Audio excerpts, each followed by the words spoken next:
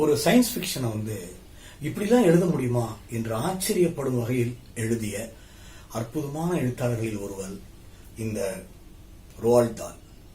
இவருடைய இந்த புத்தகம் முழுவதும் இருக்கிற கதைகளில் மிக மிக அழகான ராயல் ஜெல்லி என்கிற ஒரு கதையை தான் இன்னைக்கு நான் உங்களுக்கு சொல்ல போறேன். ஊரடங்கு அமல்ல இருக்கு. ஊர் முழுக்க ஏதோ ஒரு நோய் பரவிக்கிட்டு இருக்கு. இதுக்காக மனுஷங்க என்ன பண்றாங்க, தங்களை தாங்கனே கதவுக்குள்ள அடைச்சுக்கிறாங்க. அரசாங்கம் எந்த அறிவிப்பையும் எதுவும் வெளியிடல. ஆனா மனுஷங்களாவே வெளியே வர்றதை நிறுத்திக்கிறாங்க.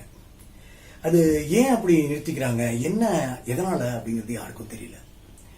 இந்த நிலைமையில தான் ஒரு குடும்பம், ஒரு கணவன், ஒரு மனைவி, பாவம். அவர் பேர் ஆல்பர்ட் டெய்லர். ஆல்பர்ட் டெய்லருடைய மனைவியோட பேரு மேபர் என்கிற பெயர்.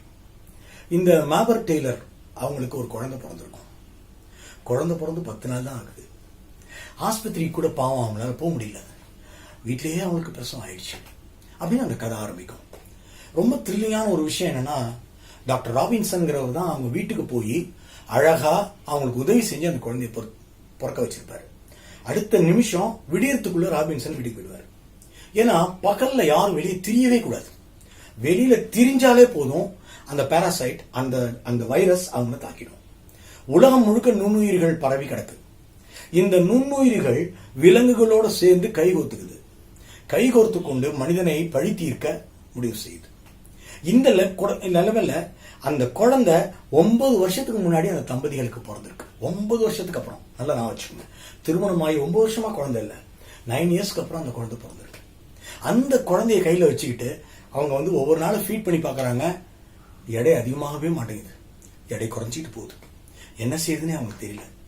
இந்த நிலைமையில ஒரே ஒரு விஷயத்த மட்டும் அழகா தத்ரூபமா டக்குன்னு விளக்கிடுவாரு தாஸ். என்ன தால் சொல்லுவாரு அப்படின்னா, அந்த வீட்டின் மனிதருக்கு என்ன வேலை, இந்த இடத்துக்குள்ள நம்ம நுழையிறோம்.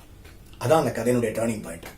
அந்த மனிதர் கதவை திறப்பாரு, மொட்டை மாடிக்கு போவாரு, ஃபுல்லா தேன் கூடா வச்சிருப்பாரு. அதுல பூரா தேனீக்களா இருக்கும். ஒரு நாள் திடீர்னு அவருக்கு தோணும், ஏன் நம்ம தேனீக்கள் மூலியமா நம்ம இதை இது பண்ணக்கூடாது அப்படின்னு. ஒருவேளை வெளியில இருக்கிற வைரஸ்களோட தேனீக்களும் கூட்டாளிகளா அப்படின்னு அவருக்கு ஒரு ஆச்சரியம் வரும். வீட்டுக்கு உள்ள திரும்பி வருவாரு. திரும்பி தன் குழந்தை இருக்கிற இடத்துக்கு போய் நின்று அந்த குழந்தைய பார்த்து இப்படி ஆயிடுச்சு அப்படின்னு வருத்தப்படுவாரு.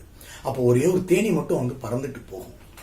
அடுத்த 2 நாள்ல பாத்தீங்கன்னா இந்த தேனீக்கள் அவங்களுக்கு எங்கேயுமே அவங்க வெளியே போக வேண்டியதில்லை, எதுக்காகவும் ஏங்க வேண்டியதில்லை.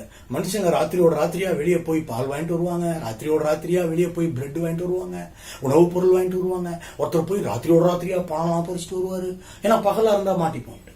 ஆனா இவங்க 2 பேரும் வெளியிலேயே போக வேண்டியதில்லை. ஏன்னா இந்த தேனீக்கள் அவங்களுக்கான எல்லா விஷயத்தையும் கொண்டு அப்படியே தங்களுடைய கூடுகளில் நிரப்பிக்கிட்டே இருக்கும். ஒவ்வொரு தேன் கூடும் ஒவ்வொரு நாளைக்கு அவர் எடுத்துக்கிறதுக்கு அலோவ் பண்ணும்.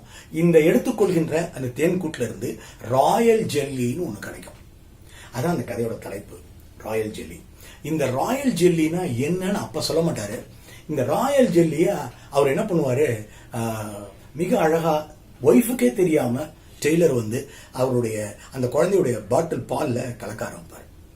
திடீர்னு 2-3 நாள்ல பாத்தீங்கன்னா அந்த குழந்தை நல்லா பல்கா ஆக ஆரம்பிச்சிடும், நல்லா பெருசாக ஆரம்பிச்சிடும். அது பாட்டுக்கு அழகா சிரிக்கும். ரொம்ப சந்தோஷமா அவங்க அம்மா என்னன்னே தெரியல, ஒரு மிராக்கிள் தான் நினைக்கிறேன் அப்படிம்பாங்க.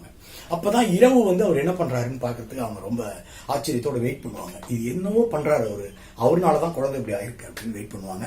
அவர் என்ன பண்ணுவாரு அப்படின்னாக்கா, நேரா போய் வெளியில அந்த தேனீக்கள் இருக்கிற இடத்துக்கு மட்டும்தான் ஒரே ஒரு 2 நிமிஷம் போயிட்டு வந்துருவாரு. 2 நிமிஷம் அவர் போயிட்டு வரும்போது இந்த தேனீக்கள் என்ன செய்யும், ராயல் ஜெல்லிய அவருக்கு கொடுக்கும்.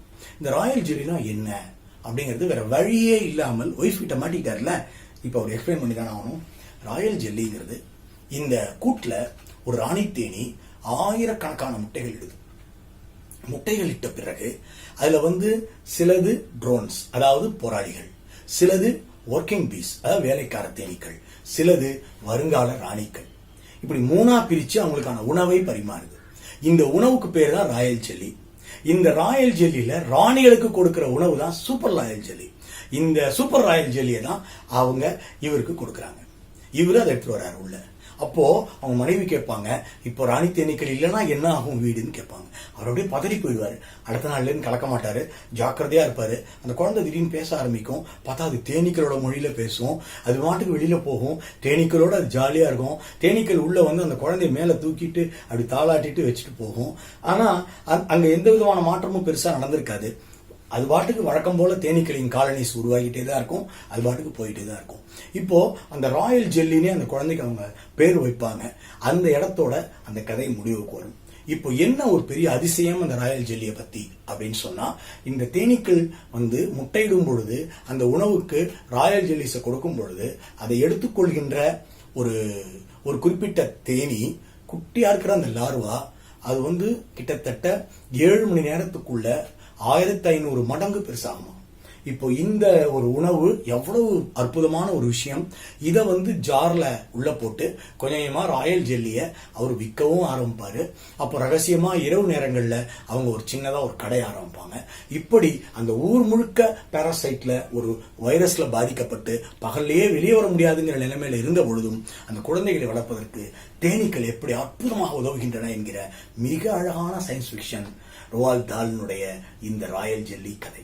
இது மாதிரி ஒரு அழகான கதையோடு நாளை சந்திப்போம். நன்றி.